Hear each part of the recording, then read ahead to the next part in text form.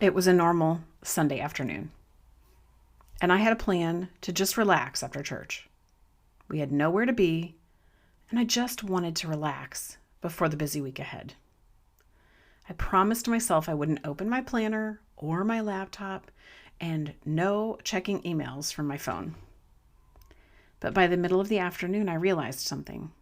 Even though I wasn't working, my mind was still buzzing, rehearsing every detail of the upcoming week. With my mind running a million miles a minute, my quiet mental load wasn't being so quiet, and it kept me from any kind of rest or relaxing. This wasn't the day of rest I truly needed. Why is this so hard? Hi, friend, this is Suzanne. Welcome to the Daily 15. Today, I'm going to talk to you about the power of a weekly rest day. In religious circles, it's known as a Sabbath. We're going to talk about why it's hard and why we need it so desperately. I'll give you a few steps to get started, and then in next week's episode, we'll dive deeper into how to build your own rest day. As always, what I'm sharing today will be simple, practical steps to help you understand your need for a rest day and to begin to practice this in just 15 minutes a day. If you're feeling fine but want more deep rest in your week, grab your coffee and let's get started. For many women, rest doesn't feel natural. It feels completely irresponsible, maybe even a little lazy. There's always something that needs done, something that needs to be prepared for, and someone who needs you. And when you're used to being competent and dependable, stepping back can feel like you're dropping the ball. I was recently talking with some friends, and we all seem to have a similar story. Growing up, we received lots of messages about working hard and being responsible. And honestly, we got a lot of praise for those overachieving ways. Some of those messages were just picked up by watching our moms, our aunts, our grandmothers. They were always busy doing something and taking care of somebody. We never saw them rest, so we didn't learn what rest can look like.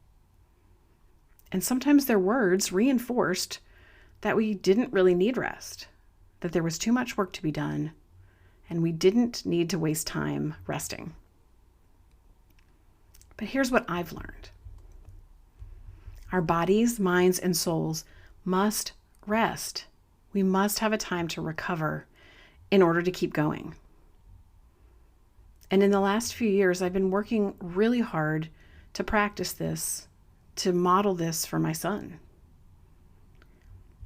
And it began when I was reading my Bible and I noticed a command to keep the Sabbath. A Sabbath was a weekly observance for the Jewish people to show that their trust was in God's provision and they would rest from any type of work. And the beautiful thing that I learned about this is that it's obviously good for our soul, but there are so many health benefits for our body and our minds as well.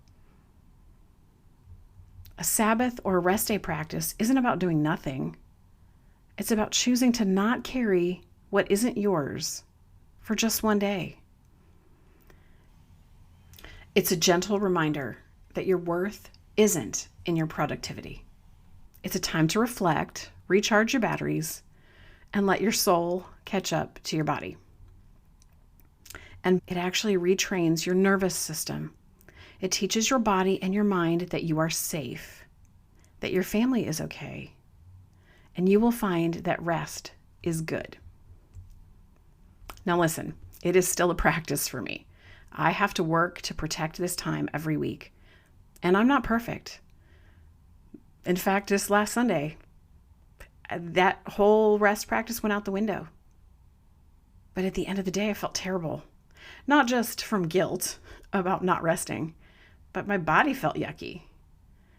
And I went into Monday not feeling very good.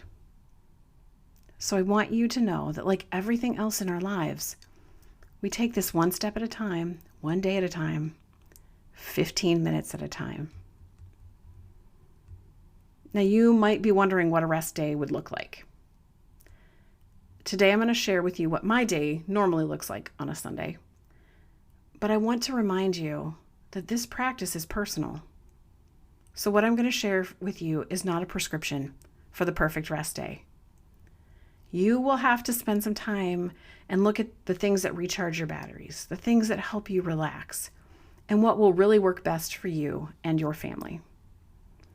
In fact, it doesn't even have to be on a Sunday. You can pick whatever day works best for you. So on a typical rest day for me, it is Sundays because that tends to be the day that we have less to do, less places to be, and I have a little more margin to be able to just rest. We will start our day attending church. For me, it's the weekly reset that I need for my soul. By focusing my heart and my mind on what matters most, my relationship with Jesus, it resets everything else into its proper place and its proper priority. Now, meals on my rest day are super simple. We either do leftovers or I'll throw something in the crock pot, which honestly, it's so great. Once you have older kids, they can fend for themselves. I don't do a bunch of cooking on Sunday. Sometimes I'll do a little bit of meal prep later in the day, but that's unusual. Typically, I wait until Monday to do my meal prep. So after lunch, I'm going to grab a book, which is usually on my tablet because if you've heard me talk about this, my eyesight is terrible. And so reading on my tablet actually helps. I can make the font bigger and I can do the contrast lighting and all those things to make it simpler for me so it's a little more relaxing. So it typically includes a book, and I'm snuggled up on the couch with my dog, and I'm either reading or napping. There may or may not be football on in the background, but it's just a relaxing, no schedule, no plan. I'm just going to read until my eyes get tired. I'll take a nap. I might have a snack, but it's a very casual day. No agenda, no rushing to get ahead, no housework. And I know that one's hard because Sunday feels like a catch-up day. It's like all the things that I didn't get done on Saturday, I should do on Sunday. And that's probably the hardest thing to overcome. If it's nice out, we may take a walk as a family. We may take a drive to a local park. But most of the time, Sunday afternoon, you'll find us at home.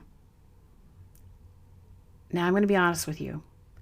You cannot enforce this practice on the people you live with. I don't.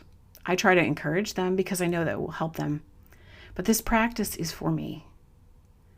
If they participate, all the better. But if not, it's okay. Now, you may be thinking, but I need to prep for Monday. I need to at least think about Monday. And listen, I know the Sunday scaries are a real thing. So what I'm going to suggest is that after dinner on Sunday, take a few minutes and review the week. This is what we do. I sit down with my husband after dinner and I'm, figure out who's going to take my son where and when and all the appointments and all the extra things beyond work.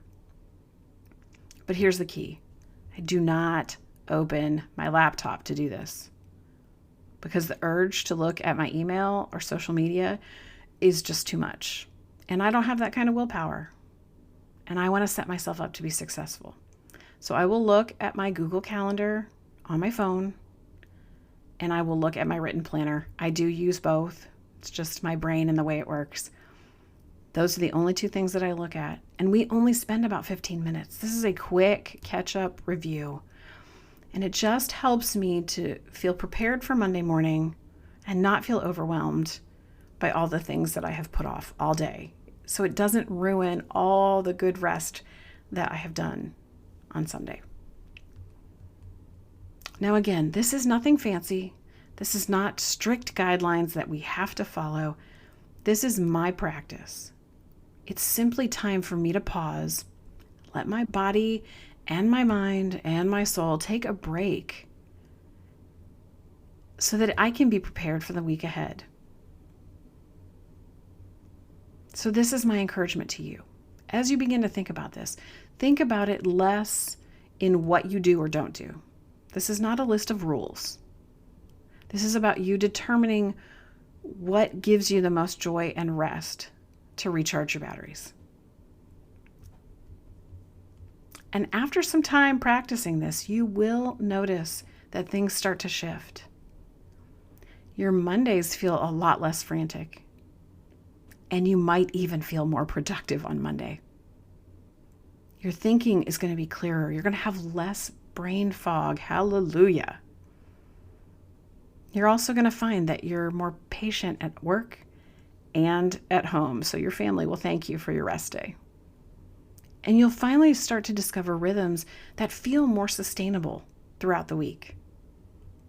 And P.S., you're going to find that you're actually getting more done without doing more. You're not adding, you're subtracting. Because stopping helps you build the margin for what truly matters to you. So this week, as you're thinking about your own rhythms, this is not the time to overhaul your entire schedule. Simply choose one small act of stopping. Maybe it's a few hours where you don't check email, or you keep your laptop turned off on Sunday. Maybe it's a few hours to enjoy a new hobby, or simply take a nap. We're not going for perfect. We just have to be intentional. Because your Sabbath isn't built in one bold declaration. It's built in small steps, 15 minutes a day, over time. If you are realizing as you're listening to this that rest really feels hard for you, and it feels way harder than it should, if your week is already feeling full and you haven't even started, and you're simply craving a little bit of extra margin, but you're not sure where to start, this is exactly why I offer the Reset and Refresh call. It's focused time for us to look at your current rhythm, identify where the pressure is, and create one or two strategic shifts that immediately create breathing room for you. It's just a bit of clarity and direction that leads you to more margin. You don't have to figure out sustainable rhythms on your own. Thanks for listening today. I know that rest is a tough topic. I know you're doing great, but I know you want more. You want deeper rest. You want margin in your life for what matters most. And you want sustainable rhythms that are built specifically for you and your family. If you're ready for more margin without a complete overhaul of your life, schedule your 30-minute refresh call with me today. You'll find the link in the show notes below. Next week, we're going to talk about how you can build your own rest day rhythm. I'm going to walk you step by step in how to set it up and how to discover what's going to work best for you. Until then, I want you to take your 15 minutes, create some margin for what matters most. Pick one of those steps to move you towards building your own weekly rest day. And make sure to let me know how it's going. It won't be perfect, but you will get there day by day, simple steps. I know you can do it, and I'm cheering you on. Make sure to take some time to rest this week.